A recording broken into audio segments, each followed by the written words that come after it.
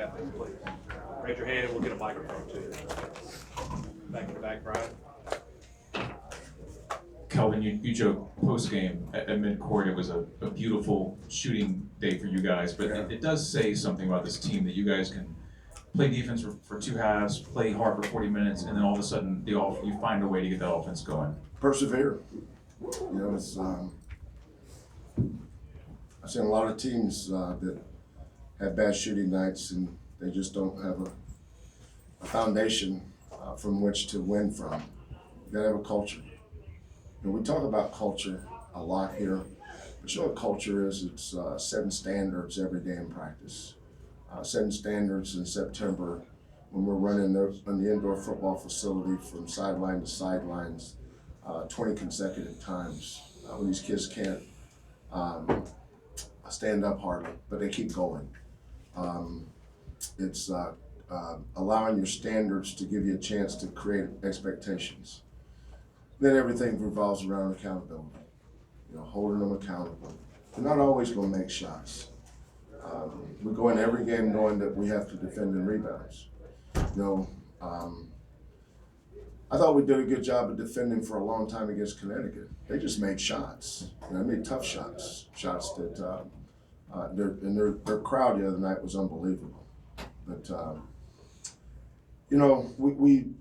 we lean on our culture so much. We lean on our preparation, on our hard work, and our kids' toughness. Our program's known for that. I mean, I don't want to lead the nation in offensive rebounds. I'd rather lead the nation in offensive field goal percentage. But if you're not going to make shots, you better know how to fetch it. That's a big deal. Probably the stat that I paid attention to the most is the one I got circled right here. It says tips. Justin Gorham had 12, Fabian had 7, and Chris had 9. That means that they may not have gotten it, but when the ball came off the rim, they touched it or tipped it so somebody else could keep it alive. When we get to 25 tips, that's when we're pretty good, hard to beat. Tonight we had 28. So, but we go in every game thinking that. I've said this numerous times, we are not a great shooting team. We're not. Don't need to sugarcoat it. But we don't have to always make shots. Some of our blowout wins, we made shots those nights. But we've had a lot of close games because we have another way to win. And it takes incoming kids a long time to embrace that and understand how hard that is to win that way. But you can't always depend on making shots. Coach, does it seem like something changed for Quentin, and this could be for you too, Quentin? Did something change for you in the second half where it seemed like he really got into his own? Just like my teammates really just always give me just pushing me, like keep shooting. Like Coach said, we can have good shooting, like we can always win with our offensive rebounding. So they know whoever's shooting, Caleb, me, Marcus, whoever, we know that if we shoot it, the biggest are crashing. We got 3-4 guys crashing to the offensive glass. They get a rebound, kick it out, shoot it again. We want everybody on the team to shoot the ball. We know we get the offensive rebound, we can dagger out and keep going. So like tonight, like today in the first half, when shots aren't falling, offensive rebound and just kick it out and keep it moving. I'll speak to that. I love Quentin Grimes. I love him because of his journey, his perseverance, and the way he can have a night like he did tonight. He struggled early in the first half. He does that sometimes, but you have to stay with him because I know how good he is. Sometimes they've got to get out of their own way. When he gets out of his own way and he gives himself permission to go be a dominant player, he can do it. And that's why his best basketball is so far ahead of him. You saw what he was capable of tonight. Look at Fabian White. I thought these two guys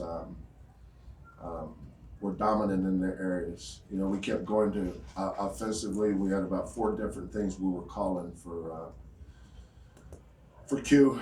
And then one time he had a heat check. I didn't even mind his heat check. I just said, do a little bit later in the shot clock because we had a big lead at the time. But I was proud of this young man. He had 7 offensive rebounds and 7 defensive rebounds against the best player in the league. You know, you guys see why Precious Achiuwa is going to be a lottery pick. Special kid. The thing I love about him is how hard he plays. Plays hard. You know, he puts that ball in the rim and goes after it. But this young man right here fought him tooth and nail, and came out with I have no idea. He had 18 points and 14 rebounds. Think about that. You know, and he's been struggling. I think he was in the witness protection program the other night in Connecticut. But tonight he showed up. You know, and when Fabian competes, when these two guys play like they did, you know, we have a chance pretty good. Now Caleb, you know, was taking his normal shots. You know, just like at Cincinnati, it just didn't go in tonight. But I could hear his teammates keep shooting. We want him to keep shooting. That's his game. He's an ISO player. You know, we're not going to run the Princeton offense and look pretty with Caleb. We can give him space and let him create, and he's been our leading scorer that way. But Quentin could do that. Dejan struggled making shots, but they all guarded, they all rebounded, and they all took care of the ball. That was why we won. Coach, you know, CBS here, Jim Nantz coming back, the crowd, and you know, sort of coming back late. I mean, what does a day like this mean, you know, program-wise? And well, the lady that interviewed me at halftime, Tracy, asked me what I have to do to get our offense going. I said, well, I hope we're a lot better in the afternoon than we are in the morning, because that daylight saving time pushed that clock back to 10 o'clock. These guys all have internal clocks. You know, these guys ain't great shooters anyway, and they doggone sure not very good at 10 o'clock in the morning. You know, we just needed to get to the afternoon. We shoot a lot better in the afternoon than we do in the mornings. But you know, Jim Nantz is a legend. He's an icon. He's someone that has set standards in his own profession. But you know what I love about him? He's a Cougar, and he's proud of that. You know, I spent about 2 hours with him yesterday after practice doing some TV stuff, and gained a whole new perspective. I mean, he loves this university. And there's a lot of guys that go on and make their way in the world that sometimes they forget where they come from. You know, we all know people like that. But Jim Nantz didn't. He loves this university, and he loves this basketball program too. You know, he told me that if he can't watch the game, he tapes every game we play. And I know he's telling the truth, because he started giving me, asking me about certain possessions in the South Carolina game, and then other games. But he's a huge fan of our basketball program. But more importantly, he's a huge fan of this great university. Fabian, what did it mean to have a game like this with so much on the line? I was just really playing for my teammates, and especially for YG, because it's YG's last home game. Got sent off right, and we ain't want to lose 2 in a row. I don't think we lost 2 in a row since probably we haven't lost 2 in a row since I've been here. So I wanted to keep that streak going, and just send YG all right. What do you think of that dog pile at the end? That just shows how much we just love each other. Really, I love every single one of my teammates, and we especially love YG. Kelvin, how much of this, especially your younger guys, is confidence? I mean, Yeah. he's able to get going, Yeah. and you hit a couple shots, and all of a sudden you start to feel it a little more, and that just builds and carries. You know, that's a great question, Brian, because I have to digest that a lot. And internally, I'm fighting that a lot, coaching this team. You know, we lost 4 starters, you know, and they just weren't 4 starters. We lost guys that started 120 plus games. Another guy started 75, maybe. Another guy, that's you're not replacing their numbers. You're replacing their experience. And that's what I noticed on the road. You know, people say, well, we struggled on the road. I don't know if it's struggle. We're just paying our dues. You know, last year we were 8-1 on the road, and we were a call away from being 9-0. Year before we're 6-3. Year before 6-3. But we've never been young. This is my 6th year here, and this is the first time we've been young. You know, I looked at in front of our team today. At one point, we had 2 freshmen, 2 sophomores, and a junior.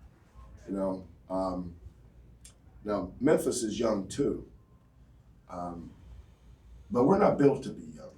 You know, that was supposed to be us. You know, I had 2 guys I thought would be really good seniors for these young kids, Armani and Chris, but we didn't. We just don't have a lot of senior leadership. You know, that's not Chris's deal. You know, Chris is somebody we all love, but Chris leads by his actions.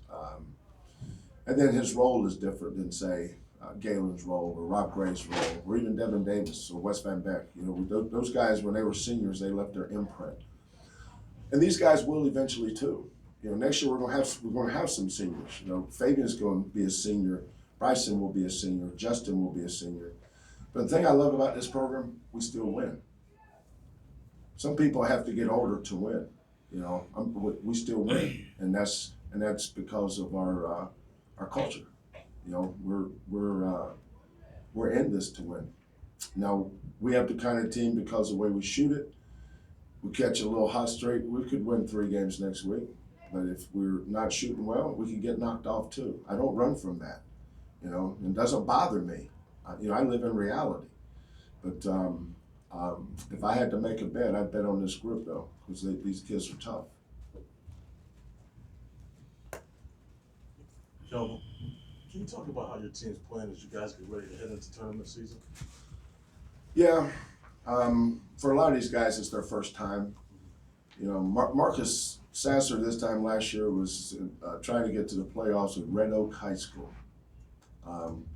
Caleb Mills didn't show up here until around January the 10th.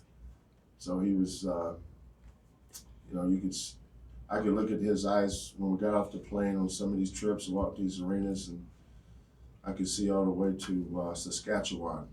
You know, he's just bug-eyed. And now, you know, Selection Sunday is a week from today. You know, these guys are going to sit there and watch Selection Sunday and experience it for the first time. And then the conference tournament. I always get torn with this conference tournament. You know, a good friend of mine is Chris Beard. Texas Tech went to the Final Four. But people forget they lost the first game in the Big 12 tournament. So some people just don't understand the bigger picture. You know, if we weren't going to win it, you know, if we lose the first game, that gives us a chance to rest. When I was at Oklahoma, we won 3 straight of those things. 01, 02, 03, and the problem was one of those years, you know, you played 3 grueling games. I think we beat Missouri, Kansas, or Missouri, Texas, and Kansas. And all 3 were just fistfights. Then we wound up playing on a Thursday morning in Tucson, Arizona. I wish we had lost in the first round. It gave us a better chance in the tournament. So there's a lot of give and take with that thing. But the competitor in you, if they keep score, you want to win. You know, and we're going into uncharted waters with this group. Last year's group, there was no uncharted waters. Everybody had been in the NCAA tournament. Most of all our leaders had been to the tournament. All our leaders had played in a championship game in the conference tournament. They'd all won in the NCAA tournament. None of these guys have played any kind of role to do that. So what we're going to do is we're going to take tomorrow off, and I guess we'll find out about 5 o'clock. What time is Tulsa play? 3. What time is it now? 2 o'clock. It's 2 o'clock, right? Yes, sir. Make sure my clock flip forward. So we'll find out, but we're not going to make a big deal out of either tournament. You know, everybody else will do that. Our job is just to keep our kids grounded and believe in our culture, believe in each other, and like Fabian said, keep playing for each other. Anything else? Kelvin, in terms of the race here, you guys have done your part, and now you wait to see later on. We've talked about it, but what would it mean to have this time a share of the conference? Doesn't matter. I remember in 06, we shared the conference championship with Kansas. And all I heard was how many consecutive times Kansas won the championship. They never said they shared it one year. So I don't want to hear share. If you're conference champion, you're conference champion. It doesn't say share. If we do get a banner, it ain't gonna say part-time or night shift. or day shift, or fourth shift, it's gonna say championship, so I don't wanna hear the word share. If Tulsa loses, they're the conference champions too. They didn't share it. You know, you have 3 conference champions, and when you go through the grind of a season, if we do have 3, there's 3 deserving teams, and all 3 can make make a case that we could have won it outright. But everybody can play that game. You know, we had our chances, we didn't do it, so you move on. But it would be huge, but that's all speculation at this point. I don't like polling against other teams, because I really like Greg and Frank. They're both great coaches, and they've both done a tremendous job with their programs. But I hope we get it. I hope we win it. Don't get that twisted. Quentin, with the way the game was going, you know, Caleb was struggling with shot a little, you know, Marcus a little off. Did you sort of take it upon yourself? Did you sort of see that there was a need, you know, for someone to step up there offensively? Yeah, definitely. And not everything's gonna be perfect for like them. They've been playing really good the past couple of games, and then once I came in there, just know the game's kind of flowing right. We had some good plays defensively, come down, get in a rhythm, make a few shots. Like you said, the coach need to make a few shots, and you to keep shooting them, keep taking them. That's what I'm gonna do. They want me to fade, set the screen for me, get me open, get the right matchup, and take advantage of it. With Fade, when he gets the right matchup, he go in the low post, he can score. So really just everybody, just the confidence. We want everybody to succeed, we want everybody to shoot the ball. But right now, I mean, if Fade had it going in the first half and the second half, really had to play both really good halves. And then me just had to be in the second half. If you have it, we have time for one more question. Anybody? All right. Okay.